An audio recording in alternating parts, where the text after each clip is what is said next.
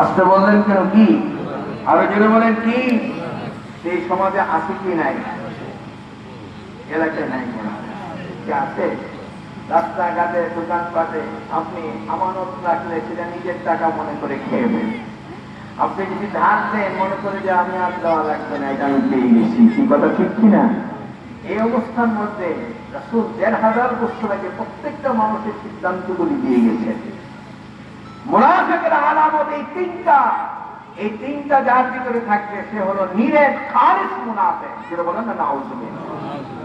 আল্লাহ কোরআন বলেন, ইন্নাল মুনাফিকিনা ফিদ দারকিল আসফালি মিনান নার। মুনাফিকের শাস্তি হলো সমস্ত কাফের মুশরিক বেঈমান যারা আছে তাদেরকে শাস্তি দেওয়ার পরে রক্তপুঞ্জ যেই ট্রেন দিয়ে যাবে, তাফসীরের কিতাবে লেখেন মুনাফিকের শাস্তি হলো তার নিচে। যেটা বলেন না, নাউযুবিল্লাহ। ওই জায়গায় থাকা যাবে?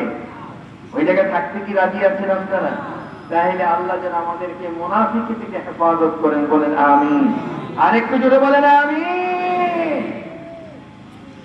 একটু চিন্তা করে দেখেন, দুই বন্ধু একসাথে যাবো আমার নবীর সাথে দেখা করতে। মুনাফিক বন্ধু রাত্রিবেলা পাও বেঁধে ফেলছে, হাতও বেঁধে ফেলছে। হাত আর পাও বাঁধলে মানুষ কি লড়তে পারে? আসতে বললেন কিনা লড়তে পারে? তখন এই অবস্থার মধ্যে তাকাই ব্যাপারটা কি, তুমি আমাকে বাঁধলা কেন? লম্বা একটা ছুরি বের করে সুন্দর করে তার গলায় ধরছে, তো আমি তোমাকে জবাই করবো। ভাই, একই সাথে দুইজনে মক্কা শরীফ থেকে মদিনা শরীফ যাব, হুজুরের সাথে দেখা করব। আমি কি অপরাধ করেছি তুমি আমাকে জবাই করে ফেলবে? কি অন্যায়টা আমার? হাতটা নাড়তে পারে না, পাওটা নাড়তে পারে না, দুই চোখ দিয়ে পানিগুলি জল করে পড়ছে, তার কাঁদছে। নিজের বলেন না সুবহানাল্লাহ। হযরত যায়েদ রাদিয়াল্লাহু তাআলা ওই অবস্থার মধ্যে চোখের পানি ছেড়ে ছেড়ে যখন কাঁদতেছিলেন, কান্না ভেজা অবস্থায় যখন তাকে জবাই করে দেওয়া হবে, এখনই ছুরিটা চালানো হবে, তাই ভাবলো আমার মা কাছে নাই, বাবা কাছে নাই, আপনজন কেউ নাই, আমার এই মুহূর্তে একমাত্র বন্ধু হলো আমার আল্লাহ। কে? আরো জোরে বলেন কে? চোখের পানি ছেড়ে দিয়ে ওই অবস্থার মধ্যে থাকা অবস্থায় ডাক দিয়ে বলেন, বিসমি ইয়া রহমান, হে রহমান তুমি আমাকে সাহায্য করো, আমাকে বাঁচাও। যেটা বলেন না সুবহানাল্লাহ। বাঁচানোর মালিক কে? আরো জোরে বলতে হবে কে? সাহায্য চাবো কার কাছে? বিপদে পড়েছেন, মুসিবতে পড়েছেন, ওই মুহূর্তের মধ্যে তুমি সাহায্য চাও আমার আল্লাহর কাছে। ওই অবস্থায় সাথে সাথে আমার আল্লাহ রাব্বুল আলামিন পৃথিবীর মধ্যে যারা বিপদগ্রস্ত, মুসিবতগ্রস্ত, আমার আল্লাহ বলেন পৃথিবীর সব জায়গা থেকে নৈরাশ হয়ে গেছো, সব জায়গা থেকে তোমাকে বিতাড়িত করা হয়েছে, সব জায়গা থেকে তোমাকে তাড়িয়ে দেওয়া হয়েছে। বান্দারে আমি আল্লাহর কাছে আসছো, আমি আল্লাহ রাব্বুল আলামিনের দরবার থেকে তোমাকে আমি মাহরুম করব না। ওই অবস্থার মধ্যে যখন ডাক দিলেন আতিসনি ইয়া রহমান, ওই যুবকটা ছুরিটা চালাবে, হঠাৎ করে তার কানের মধ্যে আওয়াজ বেজে আসছে, লা তাকতুলহু, তাকে হত্যা করো না। আশ্চর্য, রাত্রে 2টা বাজে, কেউ নাই, জীর্ণশীর্ণ এলাকা, মরুভূমি, সেখানে কে আইসা আমাকে এরকম বাধা দিচ্ছে, এত সুন্দর করে ডাক দিয়ে বলছে তাকে হত্যা করো না। ছুরিটা রেখে দৌড়ে গেছে, কাউকে দেখা যায় কিনা। অনেকক্ষণ ঘুরে দেখে কোনো লোক নাই, কিছুই নাই। আসছে, আইসে এখন ভাবলো ব্যাপারটা কি, এত বড় ধমক আমাকে কে দিল? আবার এখন ছুরিটা দর্শে আবার শেষ করে ওই জায়েদ তার চোখের পানি ছেড়ে দিয়ে আবার একটাই শব্দ, বিসমি ইয়া রহমান, হে রহমান তুমি আমাকে রক্ষা করো। কেউ বলেন না সুবহানাল্লাহ। দ্বিতীয়বার আবার আওয়াজ আসলো, লা তাকতুলহু, আগের যে বড় শব্দ তার কানের মধ্যে ঢুকেছেন। ভয়ে থরথর করে কাঁপতেছে, ছুরিটা পড়ে গেল। পড়ে যাওয়ার সাথে সাথে এমন একটা অবস্থা হলো, এমন একটা পরিস্থিতি হলো, দৌড়াচ্ছে আর এদিকে যায় সেদিকে যায়, কাউকে দেখা যায় না। আশ্চর্য, আমাকে কে এরকম ভাবে ধমক দেয়, কোন জায়গা থেকে কে এরকম ভাবে, এত দূরে আমি যখন তাকে জবাই করতে যাই তখনই সে আমাকে বাধা দিচ্ছে, কে এইটা? দ্বিতীয়বার এবার ভাবলো আমি তাকে শেষ করেই দেব। দ্বিতীয়বার ছুরিটা যখন আবার ধরেছে, জায়েদের মুখ থেকে বের হয়ে আসছে বিসমিয়া রহমান। যেন বলেন তো সুবহানাল্লাহ।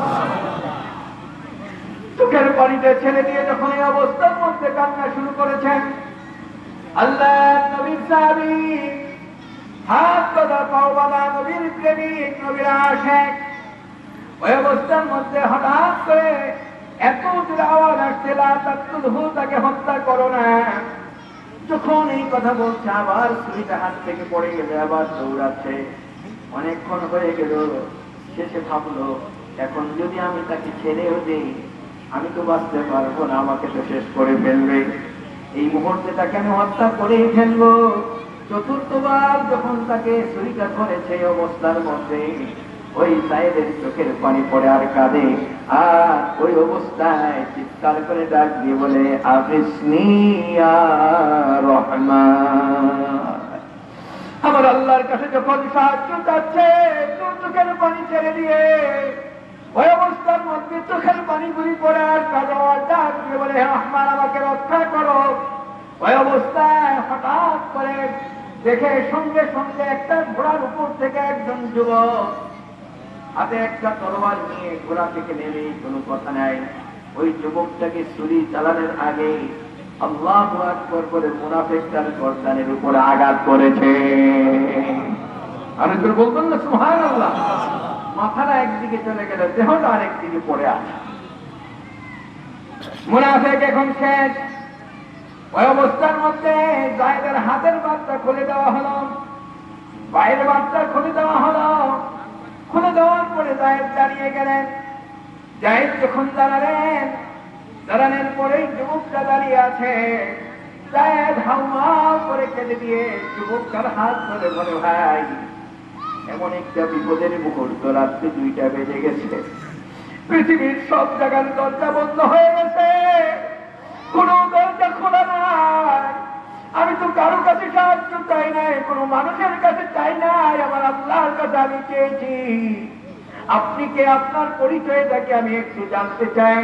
আমার এই বিপদের মুহূর্তে আপনি আমার পাশে আসলেন। সঙ্গে সঙ্গে ডাক যে যুবকটা বলতেছে তুমি যখন প্রথমবার আল্লাহর কাছে সাহায্য চেয়েছো, আমি তখন আরশে মুআল্লার পাশে ছিলাম, ওই জায়গা থেকে আমি তাকে বলছি লা তাকতুলহু। দ্বিতীয়বার যখন তুমি আবার সাহায্য চেয়েছো, তখন আমি সপ্ত আসমানে ছিলাম, সিদরাতুল মুনতাহা, সেখান থেকে আমি তাকে বাধা দিয়েছি। তৃতীয়বার যখন আবার সাহায্য চেয়েছো, তখন আমি প্রথম আসমানে ছিলাম, সেখান থেকে আমি তাকে বাধা দিয়েছি। শেষবারে যখন তুমি আবার আল্লাহর কাছে সাহায্য চেয়েছো, আমি প্রথম আসমান থেকে এই জায়গা পর্যন্ত আসতে এতটুকু সময় লেগেছে। আমার আল্লাহ তোমার সাহায্যের জন্য পৃথিবীর কোন মানুষের কাছে চাও নাই, আল্লাহর কাছে চেয়েছো, আমার আল্লাহ তোমাকে সাহায্য করার জন্য পাঠিয়েছে।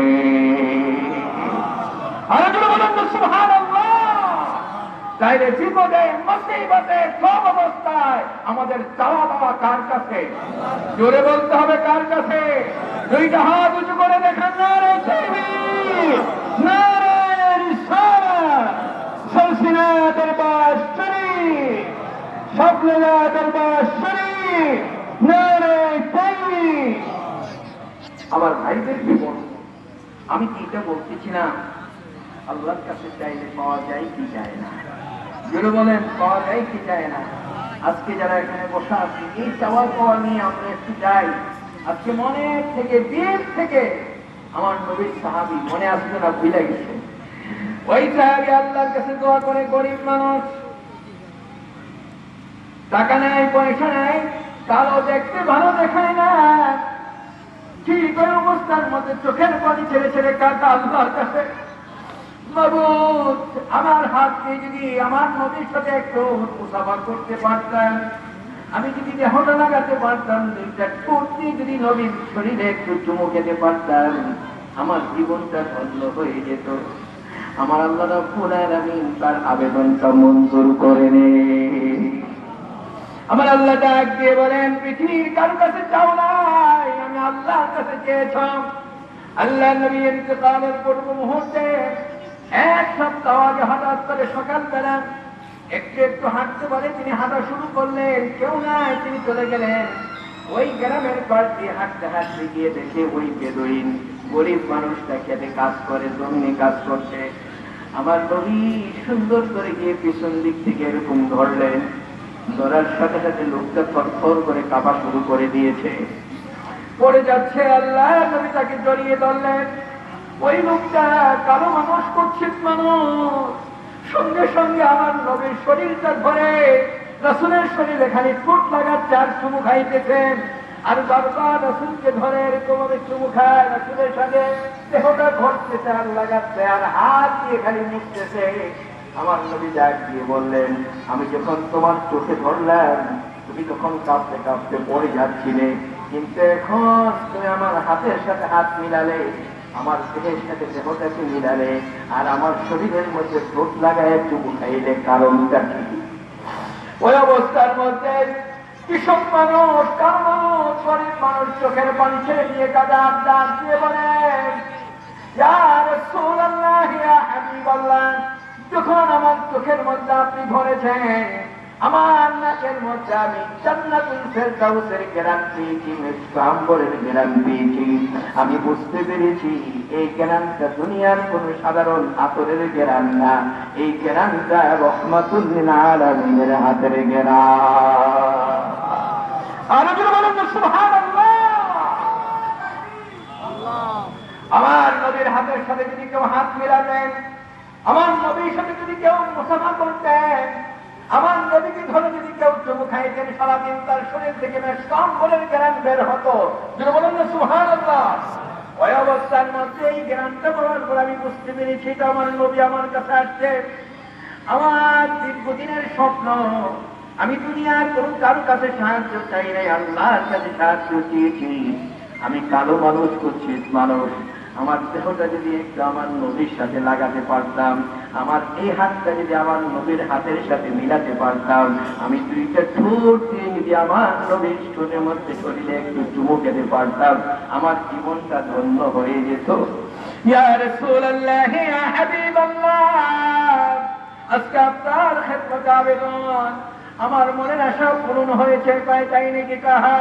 রাসূল তার দিকে তাকিয়ে বললেন, তুমি কি আমাকে ভালোবাসো? হ্যাঁ হুজুর, আমি আপনাকে ভালোবাসি। আল্লাহ নবী তার দিকে তাকিয়ে বললেন, 2 সপ্তাহ পরে তুমি আমার খবর নিবে, আমি চলে যাই। লোকটা যখন এই অবস্থার মধ্যে রাসূল চলে যাচ্ছে, চাতক পাখির মতো তাকিয়ে আছে। 1 সপ্তাহ হয়ে গেল। 2য় সপ্তাহে সুন্দর করে জমিনে যা ফসল ছিল, ওই ফল ফলাদি নিয়ে কাঠুরি বেঁধে আবার নবীর জন্য নিয়ে চললেন। যখন নিয়ে তিনি যাইতেছেন, হাদিয়া নিয়ে রাসূলের কাছে যাবেন, আমার ভাইদেরকে বলতে চাই, হাদিয়া দেওয়াও সুন্নত, নেওয়াও সুন্নত। কি বলেন, ঠিক কিনা? আরো যেন বলেন ঠিক কিনা? শশীনাথ বিশ্ব হুজুরের কাছে আপনারা হাদিয়া নিয়ে যান, দেন। বন্ধুরা আমার, হুজুরকে যদি হাদিয়া না দেন, না খেয়ে থাকবে? আসতে বলেন কেন? না খেয়ে থাকবে। দিলে উপকার কি হুজুরের বেশি হবে না আমার বেশি হবে? বলেন তো ঠিক। একটু বলতে হবে, হুজুরের চেয়ে আমার উপকার বেশি হবে কিনা বলেন তো দেখি। কি বিশ্বাস হয় আপনাদের? আমি দেখতাম শমীশের হুজুরের রুমের মধ্যে হাদিয়ার কোনো অভাব ছিল না। কি বিশ্বাস হয় আপনাদের? বড় বড় জাম্বুরা, এইটা সেইটা, কলম, এই যা আছে প্রত্যেকের দুধের। হুজুরে একটু খাইতেও পারতেন না, খাইতেন না অনেক, কিন্তু প্রত্যেকের একটা ধারণা ছিল, আমি হুজুরকে হাদিয়া দেওয়ার কারণে পরের বছর আমার গাছের মধ্যে এর চেয়ে ডাবল এন্ড ডাবল ফসল আমার গাছে বেশি। এটা কি বিশ্বাস হয় না আপনাদের? রাসূলের সাহাবী হযরত আনাস ইবনে মালিক রাদিয়াল্লাহু তাআলা, তার আম্মার নাম ছিল উম্মে সুলাইম। তিনি, তার একটা মেয়ে ছিল এতটুকু। সে করছে কি জানেন? রাসূল সাল্লাল্লাহু আলাইহি ওয়াসাল্লাম তার ঘরের মধ্যে বড় একটা বয়ম ছিল, এত বড়, ঘি ভর্তি ছিল। তিনি 3 ভাগের 2 ভাগ আরেকটা বয়ম উঠাইয়া রাসূলের জন্য পাঠাইলেন। পাঠানোর পরে সামান্য একটু ঘি রাখছে, রাসূলের দরবারে পাঠানোর পরে রাসূল এই ঘিটা পেয়ে এত খুশি হলেন, ঘি এত সুন্দর। উম্মে সুলাইম বলে, আমি রাসূলের কাছে পাঠাইয়া দিয়ে আমি ঘরে গেলাম, ঘরে গিয়ে দেখি আমার বয়মটা ভর্তি হইয়া খালি উপর ভেয়ে ভেয়ে খালি ঘি পড়তেছে। আমি আরেকটা বয়মে রাখলাম, এটাও ভর্তি হয়ে গেছে, আরেকটাতে রাখলাম, সেটাও ভর্তি হয়ে গেছে। আমি এখন দৌড়ে রাসূলের কাছে আসছি, হুজুর ওই কি আমার একটা কথা, আমি তো আমার বয়ম থেকে ঘি 3 ভাগের 2 ভাগে আপনাকে দিয়ে দিলাম, কিন্তু এখন ওই ঘি ভেবে খালি পড়তেছে, এরকম 2-3 বয়ম হয়ে গেল, খালি ভর্তি হইতেছে, কারণটা বুঝতে পারলাম না, একটু বলবেন? রাসূল হাসি দিয়ে বলেন, উম্মে সুলাইম, তুমি যে আমাকে ভালোবাসো বেশি তার প্রমাণ হলো এইটা। আস্তে বলবেন সুবহানাল্লাহ, আর জোরে বলেন না সুবহানাল্লাহ। আল্লাহ ওয়ালা যারা, আল্লাহর বন্ধু যারা, তাদের সাথে দোয়া করলে আপনার উপকার বেশি হবে। ওয়ালে ঢিল মারছেন, ওই ঢিলটা আপনার ওয়ালে থাকবে না, এটা আপনার দিকে ফিরে আসবে। কি কথা ঠিক না বেশি? এই নেসারউদ্দিন রহমাতুল্লাহ আলাইহি, আপনি হুজুরের যে আমল ছিল, শাহ সুফি আবু জাফর সানি রহমাতুল্লাহ আলাইহি যে আমল ছিল, সুফি শাহ হুজুরের যে আমল ছিল, এই আমলকে আমরা করতে পারি? আসতে বলেন কেন পারি? আমি যদি তাদের জন্য একটু দোয়া করি, এই দোয়াটা আমার জন্য উপকার। এই কথা কি বুঝতে পেরেছেন? আজকের এই মাহফিলে মূল টার্গেটগুলি হলো, প্রত্যেকটা কথা একটু মাথার মধ্যে নিয়ে বাড়িতে যাবেন, যে আমার উপকারটা কি, আমি কি নিয়ে বাড়িতে গেলাম। ওয়াজ তো শুনি এখান দিয়ে বের হয়, এদিক দিয়ে শেষ হয়ে যাবে, সাহেব না, ওয়াজ এখান থেকে আমার জীবনে একটা টার্গেট হবে, আজকে এই মাহফিল থেকে আমি কি করব, কি নিয়ে বাড়িতে যাব।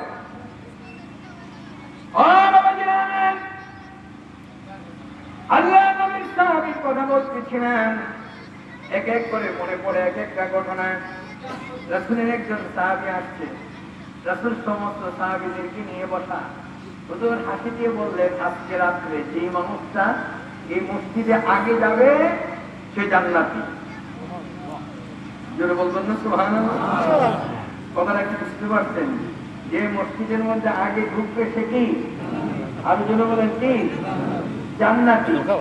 তখন রাসূল যখন এই কথা বলছেন, সাহাবীদের ভিতরে বড় বড় সাহাবী সবাই ভাবলেন, আমি আগে যাব, আমার আগে আর কেউ যাইতে পারবে না।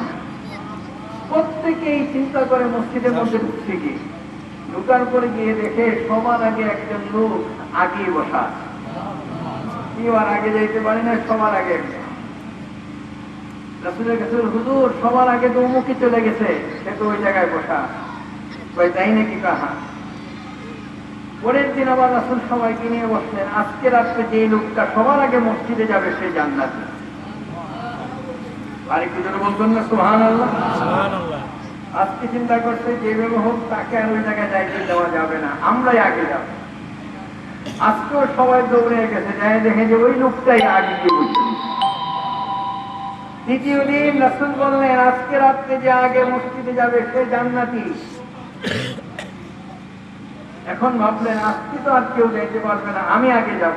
অমুকে চিন্তা করলেন, আমি সবার আগে যাব। আজকেও গিয়ে দেখে ওই লোকটা ওই জায়গায় বসে। আজকে বলতেন সুবহানাল্লাহ। এখন বলেন তো দেখি আপনাদের কাছে কেমন লাগতেছে এই কথাটা? এই লোকটা ওই মসজিদের মধ্যে বসা ছিল, সে ছিল একজন গরিব মানুষ, দেখতে ভালো দেখাইতো না, সাধারণ মানুষ। এখন আপনারা কি বলতেন? আমাদের দেশে কেউ যদি একটু বড় হয়, নিজের ভিতরে যে মুখ বড় হয়ে গেছে, তখন তার বিরুদ্ধে যত কথা আছে সব কথা বলা হয়। কি বলেন ঠিক না বেঠিক? অমুক মানুষ নাকি, অমুক একটা সাধারণ মানুষ, কি বলেন ঠিক কিনা? এটা আপনাদের দোষ না। সাহাবায়ে কেরাম রাসূলের কাছে গিয়ে বলেন, হুজুর গত রাত্রে যে ছিল সে আজকেও সবার আগে, এই লোকটা তো একজন সাধারণ মানুষ। ভাই তাই নাকি? তাহা। রাসূল বলেন, তাকে ডাকো, আমার কাছে আসতে বলো। ও আমার বাবাজিরা, আমার ভাইদেরকে বলতে চাই, এর অর্থ হলো এই অবস্থার মধ্যে লোকটাকে যখন ডাকা হলো, আমার নবীর সামনে আসলেন। আল্লাহ নবী তার দিকে তাকিয়ে আছেন, চোখের পানি পড়ছে। আমার নবী, ও আমার সাহাবী, কি আমল তুমি করো? জিবরাইল বারবার আমার কাছে বলছে এই লোকটা জান্নাতি। তুমি এমন কি আমল করো বলো দেখি, আমি তোমার কাছ থেকে জানতে চাই। আমার নিজের মুখ থেকে আমি জান্নাতি বলি নাই, জিবরাইল আমাকে জানিয়েছেন। তুমি যে জান্নাতি মানুষ সেই কথাটা আমার কাছ থেকে আমি বলি নাই। তুমি জান্নাতি জিবরাইল আমাকে জানিয়েছে। এমন কি আমল তুমি করো আজকে তোমার কাছ থেকে জানতে চাই, তুমি একটু বলো দেখি। লোকটা কল, হুজুর আমি একজন সাধারণ মানুষ, আমি এমন কোন আমল করি না যে আমলের কারণে আমি জান্নাতি হব। আমার কোন জান্নাতি হওয়ার যোগ্যতা নাই, জান্নাতি হওয়ার মতো এমন কোন আমল আমার নাই, জান্নাতি হওয়ার মতো এমন কোন কাজ আমি করতে পারি না। ইয়া রাসূলুল্লাহ, আমার নবী তার দিকে তাকিয়ে আছেন, সুন্দর করে তাকিয়ে বলেন, বলো না আমার সাহাবী, এমন কি আমল করো, আমি একটু জানতে চাই তোমার কাছ থেকে, তুমি বলো দেখি। সাহাবী চোখের পানি ছেড়ে দিয়ে কাঁদবার করে, হুজুর আমি একজন সাধারণ ব্যবসায়ী মানুষ, আমাকে দেখতে ভালো দেখাই না, আমি একজন কালো মানুষ, আমি একজন গরিব মানুষ। হুজুর আমার জীবনের যে আমলটা আমি করে থাকি, আমি প্রত্যেক দিন সারাদিন ব্যবসা বাণিজ্য করার পরে আমি রাত্রের বেলা ঘুমাতে যাই, ঘুমাতে যাওয়ার আগে 2 রাকাত নামাজ আমি পড়ি, 2 রাকাত নামাজ পড়ে সারাদিন মানুষের সাথে কথা বলেছি, লেনদেন করেছি। আর ওই অবস্থার মধ্যে আমি লেনদেন করতে গিয়ে অনেক মানুষ আমার কাছে কথা বলতে গিয়ে কষ্ট পেয়েছে, আর অনেকে আমাকে কষ্ট দিয়েছে, আমিও কষ্ট পেয়েছি। এই অবস্থার মধ্যে আমি 2 রাকাত নামাজ পড়ে আল্লাহর কাছে 2টা হাত উঁচু করে চোখের পানি ছেড়ে দিয়ে কেঁদে কেঁদে বলে, মাবুদ, ও মাবুদ, আমার জীবনে যত মানুষকে আমি কষ্ট দিয়েছি, আল্লাহ তোমার কাছে আমি ক্ষমা চাই। আর যারা আমাকে কষ্ট দিয়েছে আমি সমস্ত মানুষগুলিকে ক্ষমা করে দিলাম। আরেকটু জোরে বলবেন না সুবহানাল্লাহ। আমি সবাইকে ক্ষমা করে তারপরে ঘুমাই, এর আগে ঘুমাই না। কেউ যদি আমার কথায় কষ্ট পেয়ে থাকে, আল্লাহ আমি ক্ষমা চাচ্ছি তোমার কাছে, আমাকে মাফ করে দাও। আর আমি যদি কাউকে কষ্ট দিয়ে থাকি, আল্লাহ আমি তোমার কাছে ক্ষমা চাই। আর আমার কাছে যদি কেউ কষ্ট পেয়ে থাকে, আল্লাহ আমি তোমার কাছে ক্ষমা চাচ্ছি, আর আমি সবাইকে মাফ করে দেই। কেউ যদি আমার কাছে লেনদেন পাওনা থাকো, যা কিছু থাকো, সব মাফ। জোরে বলবেন না সুবহানাল্লাহ। আরেকটু জোরে বলেন না সুবহানাল্লাহ। আজকের এই মাহফিলে একটা কথা আপনাদেরকে বলি, বলে